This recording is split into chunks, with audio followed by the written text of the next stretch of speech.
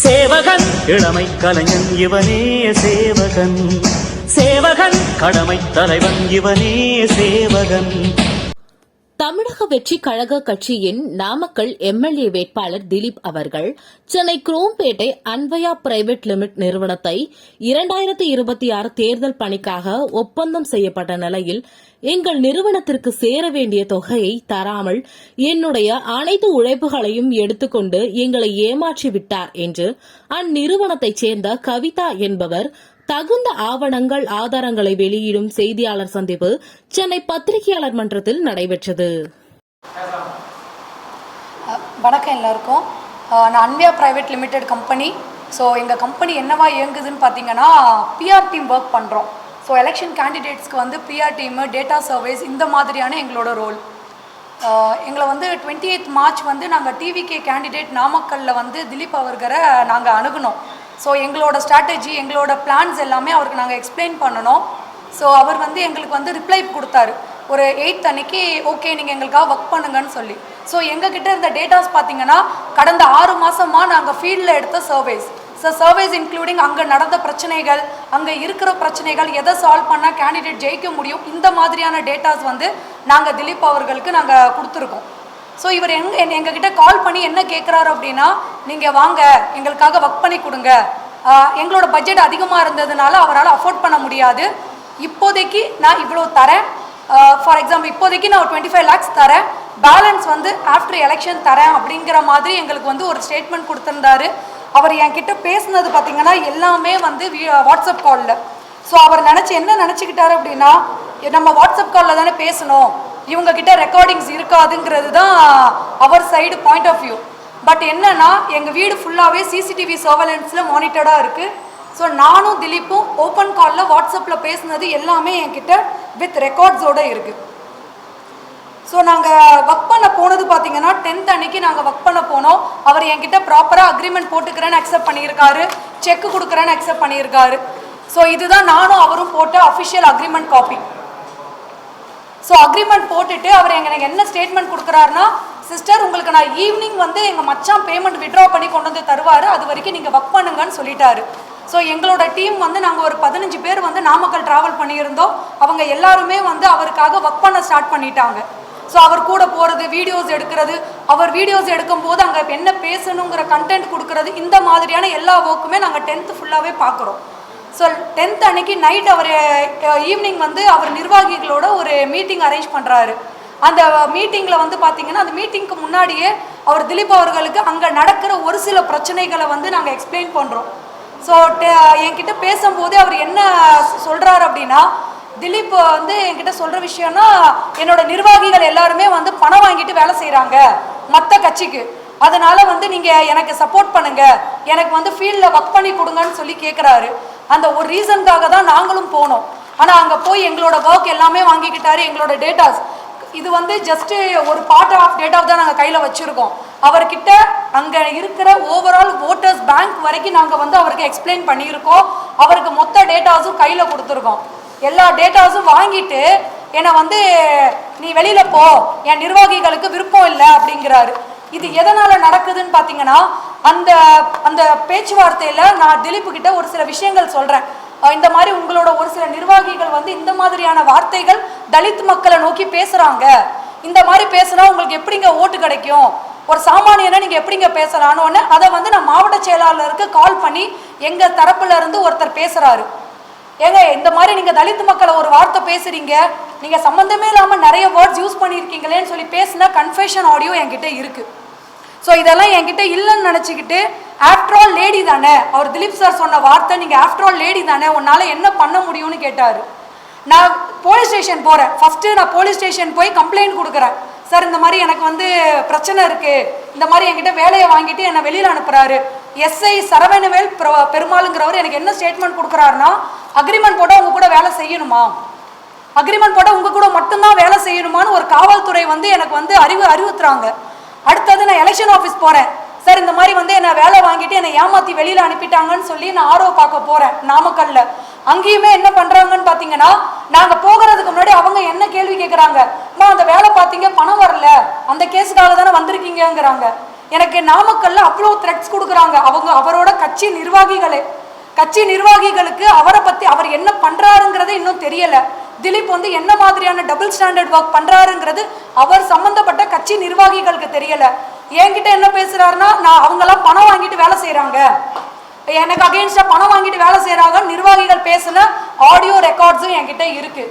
இது எதுவுமே என்கிட்ட இல்லைன்னு நினச்சிக்கிட்டு ஆஃப்டர் ஆல் பொம்பளை தானேங்கிற ஒரு ஸ்டேட்மெண்ட்டை திலீப் சொல்கிறாரு.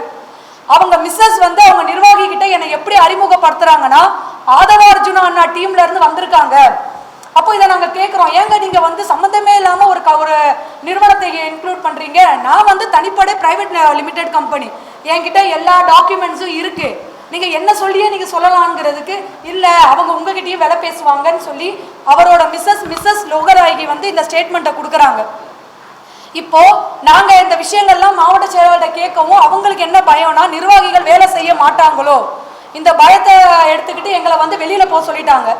ஸோ நாங்கள் கேட்டது, எங்கள் பசங்க வேலை செஞ்சுருக்காங்க, இதுக்காக கிட்டத்தட்ட 6 மாதம் உழைப்பு எடுத்திருக்காங்க, எங்கள் பசங்க வேலை செஞ்ச பசங்களுக்கு சம்பளம் கொடுங்க, நாங்கள் வெளியில் போகிறோம், நீங்கள் பேசுனது எதுவுமே எங்களுக்கு வேண்டாம், நாங்கள் வேலை செஞ்சது எங்களோட உரிமை தொகை, அதை எங்களுக்கு கொடுங்கன்னு சொல்லி கேட்டோம்.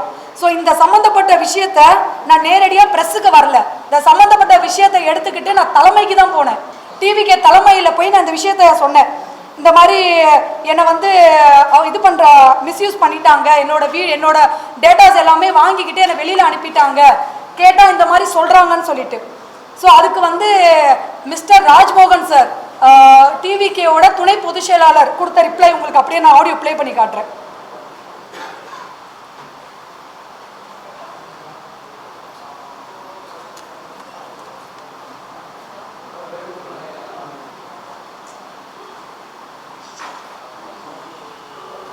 இதில் நீங்கள் செக் பண்ணிக்கலாம், அவரோட நம்பர் தானாங்கிறதையும் நீங்கள் செக் பண்ணிக்கலாம். ஏன்னா நாங்கள் வெறும் ஆடியோவில் வித் வீடியோட ரெக்கார்ட் பண்ணியிருக்கோம்.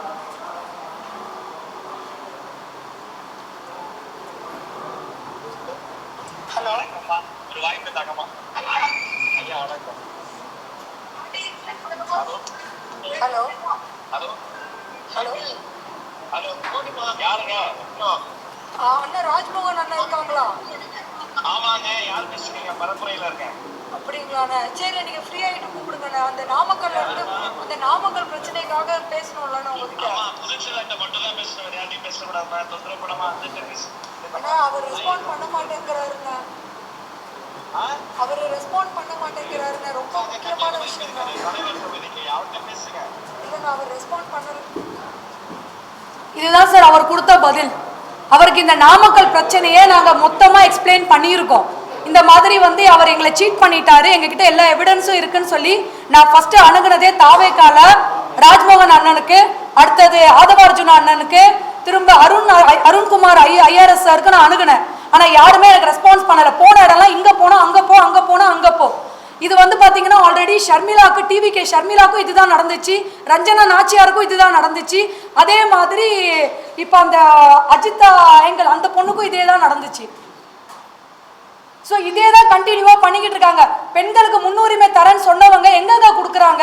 காதை கொடுத்து கேட்க கூட உங்ககிட்ட நேரம் கிடையாது. ஒரு பிரச்சனைன்னு சொல்கிறேன் சார், நான் 4 மாதம் கர்ப்பிணியாக இருக்கேன் சார், நான் 3 நாளாக நாமக்கல்ல உயிருக்கு பயந்து வாழ்ந்துட்டு வந்திருக்கேன். காவல்துறை என்னங்க பண்ணுறாங்க? ஆட்சி பண்ணவங்க என்னங்க, எல்லாரும் என்ன சொல்கிறாங்க? டிஎம்கே ஆட்சி பண்ணாங்க, அதிமுக ஆட்சி பண்ணாங்கன்னு சொல்கிறாங்க. ஆட்சி பண்ணவங்களுக்கு எங்கெங்க இருக்குது அதிகாரம்? டிவிகேக்கு எங்கே இருந்துங்க வந்துச்சு அவ்வளோ பவர்? ஒரு பொண்ணை, கர்ப்பிணி பொண்ணை மிரட்டுற அளவுக்கு அவங்களுக்கு எங்க இருந்துங்க வந்துச்சு பவர்? நான் உயிருக்கு பயந்து நாமக்கல்ல இருந்து வெளியில வந்திருக்கேங்க. ஒரு சப்போர்ட் கிடையாது. எலெக்ஷன் கமிஷன் என்ன பண்ணாங்க? நான் கிட்டத்தட்ட 20 மீடியாவுக்கு நான் கால் பண்ணியிருக்கேன். இங்க இருக்கிற எல்லாத்துலயும் எல்லாரோட மீடியா சேனல்ல நாமக்கல்ல இருக்கவங்களுக்கு நான் கால் பண்ணேன். அதுக்கான ரெக்கார்ட்ஸ் என்கிட்ட இருக்கு. ஒருத்தவங்க கூட வரல. ஒரு பொண்ணுக்கு பிரச்சனைனா இங்க யாருமே வரமாட்டாங்க. புதிய மாற்றம் வேணும். எனக்கு விஜய் அண்ணனை பர்சனலா ரொம்ப பிடிக்கும்.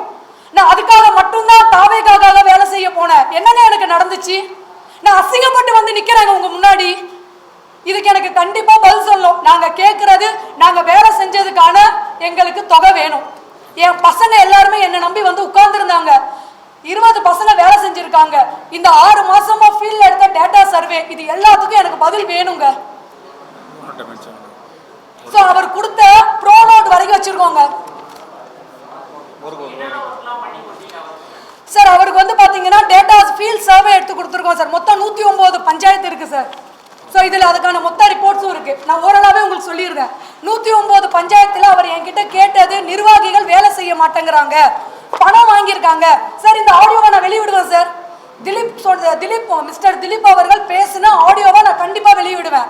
அவர் வந்து என்கிட்ட சொல்றாரு, நீ என்ன ஆடியோ வெளியிட்டாலும் எனக்கு ப்ரெஸ் வந்து நெகட்டிவ் பப்ளிசிட்டி, எனக்கு என்னை பற்றி பேசுவாங்க, எனக்கு பப்ளிசிட்டியாக இல்லாமல் ஆக போகுது, உன்னால் முடிஞ்சதை பண்ணுமாங்கிறாரு. அவருக்காக சாங் ரெடி பண்ணி கொடுத்துருக்கோம். அதையுமே உங்களுக்கு நான் அப்ளை பண்ணி காட்டியிருந்தேன்.